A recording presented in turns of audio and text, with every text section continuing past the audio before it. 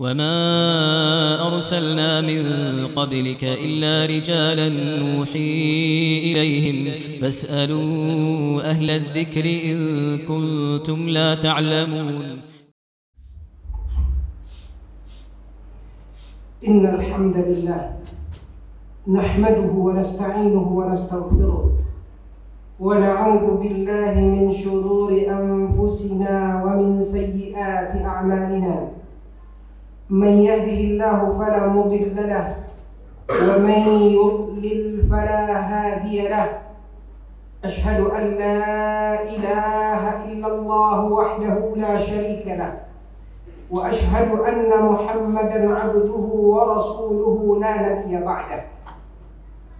يا أيها الذين آمنوا اتقوا الله حق تقاته ولا تموتن إلا وأنتم مسلمون. يا أيها الناس اتقوا ربكم الذي خلقكم من نفس واحدة وخلق منها زوجها وبث منهما رجالا كثيرا ونساء واتقوا الله الذي تساءلون به والأرحام إن الله كان عليكم رقيبا. يا أيها الذين آمنوا اتقوا الله وقولوا قولا سديدا يصلح لكم أعمالكم ويغفر لكم ذنوبكم ومن يطع الله ورسوله فقد فاز فوزا عظيما. اعلموا رحمكم الله فإن خير الحديث كتاب الله وخير الهدي هدي محمد صلى الله عليه وسلم وشر الأمور محدثاتها فإن كل محدثة بدعة. إخوة الإيمان, Allah Subhanahu wa taala berfirman di dalam Al-Qur'an, "Wa khuliqal insanu dha'ifa." Kata Allah Subhanahu wa taala, manusia ini diciptakan oleh Allah Tabaraka wa taala. Bagaimanapun kehebatan dari seorang manusia, setinggi apapun ilmu dan jabatan seorang manusia, dan seperti apapun tempat dan kedudukan seseorang, ketika dia adalah seorang manusia, maka Allah Tabaraka wa taala mengatakan, "Wa khuliqal insanu dha'ifa." Mestilah dia ini memiliki titik lemah. Maka manusia sesuai dengan fitrah dan tabiat yang telah Allah Tabaraka wa taala ciptakan, ada kalanya lupa, melakukan kesilapan dan kesalahan di dalam kehidupannya. Dan inilah yang dikatakan oleh Nabi sallallahu alaihi wasallam, kullu bani Adam khata'. Nabi sallallahu alaihi wasallam bersabda, kata Nabi, setiap anak Adam, yaitu manusia, memiliki kekhilafan dan kesalahan. Wa khairul khata'in at-tawwabun. Dan sebaik-baik orang yang tergelincir melakukan kesalahan adalah orang yang bertaubat. Karena ketika seorang salah, melakukan perbuatan kemaksiatan dan dosa, lalu kemudian Allah Subhanahu wa taala sadarkan dia dan dia bertaubat kepada Allah, dengan catatan apabila taubatnya kepada Allah atas kesalahan dan dosanya memenuhi kriteria dan syarat sehingga taubatnya tersebut dikatakan sebagai taubatan nasuha, maka Allah Subhanahu wa taala berfirman di dalam surat At-Tahrim, "Asa rabbukum an yukaffira 'ankum sayyi'atikum." Dengan taubat yang taubatan nasuha tersebut, maka Allah Subhanahu wa taala akan menutup kekhilafan dan kesalahan yang telah dilakukan oleh seorang manusia. Namun kembali ikhwatal iman, dari sisi lemah yang Allah Subhanahu wa taala telah titipkan di dalam penciptaan kita manusia, betapa sering ketika kita sadar dari sebuah kekeliruan dan kesalahan, dan begitu besar dorongan dan keinginan kita untuk kembali ke jalan Allah Jalla wa Ala dengan bertaubat, dengan taubatan nasuha.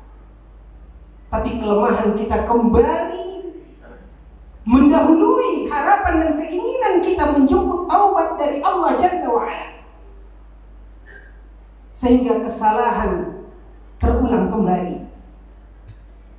Ketergelinciran menyebabkan dan menjerumuskan kita kadangkala di lubang yang sama, di kesalahan yang serupa.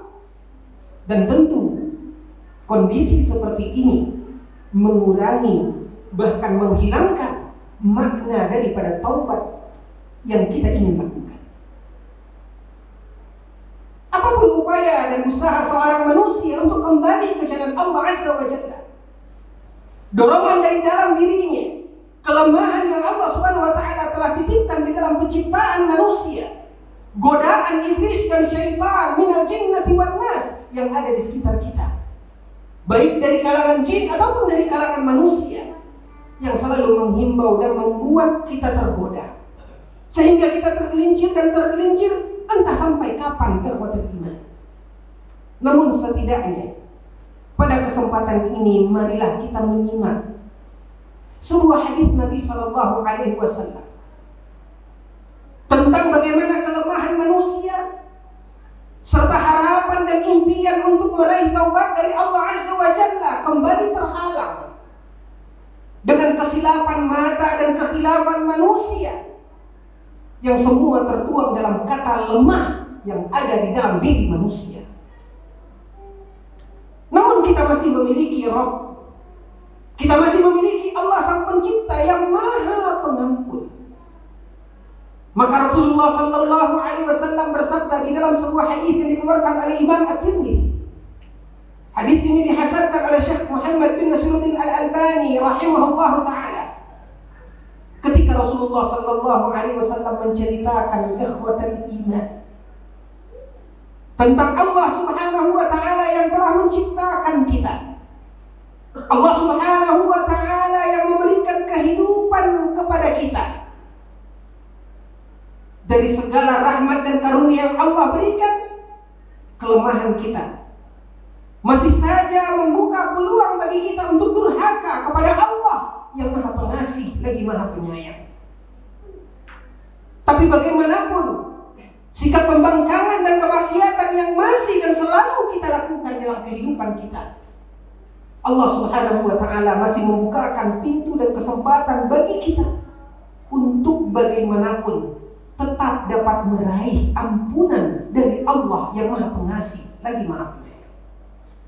Rasulullah Sallallahu Alaihi Wasallam menceritakan dalam sebuah hadis dengan derajat yang hasan dikeluarkan oleh Imam At-Tirmidzi. Nabi Sallallahu Alaihi Wasallam menceritakan firman Allah Azza wa Jalla di dalam sebuah hadis qudsi, di mana Allah Subhanahu wa taala berfirman, kata Allah, ya ibadi, ma da'awtani wa rajautani ghafartu laka wa la ubali. Kata Allah Azza wa Jalla, wahai hambaku, kata Allah, selama engkau memohon dan meminta kepadaku di dalam setiap munajat dan doa seorang manusia atau seorang hamba, ketika dia memohon dan meminta kepada Allah Azza wa Jalla agar Allah menutupi dan memaafkan kekhilafan dan kesalahan yang dia lakukan, maka Allah Subhanahu wa taala mengatakan, ghafartu laka wa la ubali. Wahai hambaku, selama engkau memohon dan meminta kepadaku, niscaya akan aku berikan ampunan dan aku tidak peduli dengan kesalahan dan dosamu. Begitu pengasih dan pemurahnya Allah Azza wa Jalla. Hanya saja Allah Subhanahu wa taala menuntut dan meminta kita untuk senantiasa menengadahkan kedua telapak tangan kita, memohon dan meminta kepada Allah Tabaraka wa taala. Maka ketika seorang hamba memohon, bermunajat kepada Allah dengan selalu di setiap doanya mengetuk pintu langit, maka niscaya seperti yang dijanjikan oleh Allah Tabaraka wa taala di dalam hadis qudsi ini, Allah mengatakan, ghafartu laka wa la ubali. Bahkan di dalam sebuah hadis ikhwatul iman, ketika Allah Subhanahu wa taala menceritakan kehidupan Nabi Musa alaihissalam, di akhir perjalanan Nabi Musa bersama Bani Israel, ketika mereka di bawah tekanan dan ancaman dari seorang penguasa yang zalim, yaitu Fir'aun, yang dengan lantangnya memerintahkan kepada penduduk dan rakyatnya untuk mengakui posisinya sebagai ilah, sebagai Tuhan. Bahkan Allah Subhanahu wa taala menceritakan dalam Al-Qur'an, dengan sombong dan angkuhnya Fir'aun mengatakan, ana rabbukumul a'la. Aku adalah Tuhan kalian yang maha tinggi. Aku adalah Rabb kalian yang maha tinggi. Ketika diceritakan oleh Allah Azza wa Jalla cobaan dan tekanan yang selalu dialami oleh Bani Israel bersama Nabi Musa, berujung kepada perintah Allah untuk Nabi Musa menyelamatkan Bani Israel, dan akhirnya diselamatkan oleh Allah dengan mereka menyeberangi Laut Merah. Bala tentara Fir'aun, bahkan Fir'aun berada di dalam pasukan mengejar Bani Israel dan Nabi Musa. Dan akhirnya ketika mereka melewati jalan yang tadinya dilewati oleh Nabi Musa dan Bani Israel, maka kemudian Allah turunkan azab sehingga mereka tertelan gelombang air laut. Dan ketika Fir'aun dalam keadaan telah diturunkan oleh Allah Azza wa Jalla azab, apa kata Nabi SAW menceritakan di dalam sebuah riwayat? Kata Rasulullah SAW, di mana saat Fir'aun tenggelam, dia berteriak meminta kepada Nabi Musa alaihissalam untuk menolongnya. Bahkan diulangi terus oleh Fir'aun meminta tolong kepada Nabi Musa, ya Musa, aqibni, wahai Musa, tolong aku. Bahkan ketika Fir'aun meminta kepada Musa 70 marrah, sampai 70 kali dia meminta kepada Musa untuk menolongnya, tapi Nabi Musa telah sampai di seberang. Nabi Musa tidak mendengarkan Fir'aun berteriak meminta tolong. Dan kalaupun Nabi Musa mendengarkan, apa daya yang dimiliki oleh Nabi Musa dengan segala keterbatasannya sebagai manusia. Lalu setelah itu ikhwatal iman, Allah Subhanahu wa taala berfirman kepada Nabi Musa, ya Musa, inna Fir'auna istanqadhaka 70 marrah. Wahai Musa, tahukah engkau sesungguhnya Fir'aun meminta dan memohon pertolongan kepadamu sampai 70 kali dia mengulangi. Lama angkatahu, dan engkau tidak menolongnya. Fa bi'izzati wa karami, kata Allah Azza wa Jalla, sungguh demi kekuasaanku dan kebesaranku, kata Allah Subhanahu wa taala, law istaghathani walau marrah la anqadtuhu. Allah Subhanahu wa taala mengatakan, demi kekuasaan dan kebesaranku wahai Musa, jika seandainya saat itu Fir'aun sekali saja meminta tolong, mengharap pertolongan kepadaku, kata Allah, niscaya akan aku kabulkan, niscaya akan aku tolong. Bayangkan ikhwatal iman, seburuk dan sebejat kita sebagai manusia yang bergelimang dengan dosa dan kekhilafan serta kesalahan. Namun rasanya ikhwatal iman, takkanlah kita lebih parah dari keburukan yang ada pada Fir'aun. Tapi lihat apa yang dikatakan oleh Allah Jalla wa'ala. Sosok seorang manusia sekaliber Fir'aun yang dengan lantang dan angkuh serta sombongnya mengatakan bahwasanya dirinya adalah Tuhan. Kata Allah Azza wa Jalla, jika dia meminta tolong, tidak perlu berkali-kali, walaupun hanya sekali meminta kepada Allah Jalla wa Ala, maka Allah akan tolong. Maka ikhwatal iman, selagi Allah masih memberikan kepada kita peluang dan kesempatan untuk kita memohon kepada Allah, mengenangkan tangan kita, meminta kepada Allah ampunan atas segala kesalahan dan dosa yang telah kita perbuat, perbuatan yang telah kita lakukan. Allah berjanji bahwasanya Allah Subhanahu wa taala wala ubali, maka Allah akan memberikan ampunan seperti yang kita minta. Maka teruslah kita mengetuk pintu langit, dan jangan pernah kita berhenti dan bosan untuk memohon meminta kepada Allah, mengetuk pintu langit.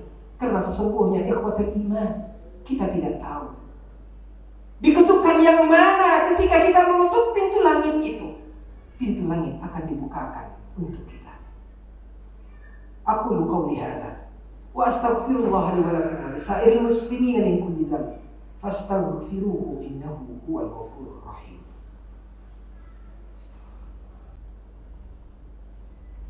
Alhamdulillahi ala ihsanihi wa syukru lahu ala taufiqihi wa imtinanihi. Ashhadu an la ilaha illallah ta'ziman li sya'nihi wa ashhadu anna Muhammadan 'abduhu wa rasuluhu ad-da'i ila ridwanihi. Salawatu rabbi wa salamuhu alaihi wa ala alihi wa ashabihi wa man tabi'ahum bi ihsanin ila yaumiddin. Ya ayyuhalladzina amanu taqullaha haqqa tuqatih wa la tamutunna illa wa antum muslimun. Wa qala nabiyyuna al-Mustafa sallallahu alaihi wasallam ittaqillaha haythuma kunt wa atbi'is sayyi'ata al-hasanata tamhuha wa khaliqin nas bi khuluqin hasan. Ikhwatul iman, kewajiban kita sebagai manusia yang pasti sehebat apapun dan sekuat apapun kita sangat butuh dengan rahmat dan ampunan Allah tabaraka wa ta'ala. Maka tinggal kembali kepada diri kita untuk selalu memohon meminta kepada Allah di dalam munajat dan doa kita. Allah Subhanahu wa ta'ala berjanji. Kata Allah, "Ud'uuni astajib lakum." Berdoalah, niscaya akan aku kabulkan. Mintalah ampunan, kata Allah, niscaya akan aku ampunkan. Sandarkan diri kita kepada Allah.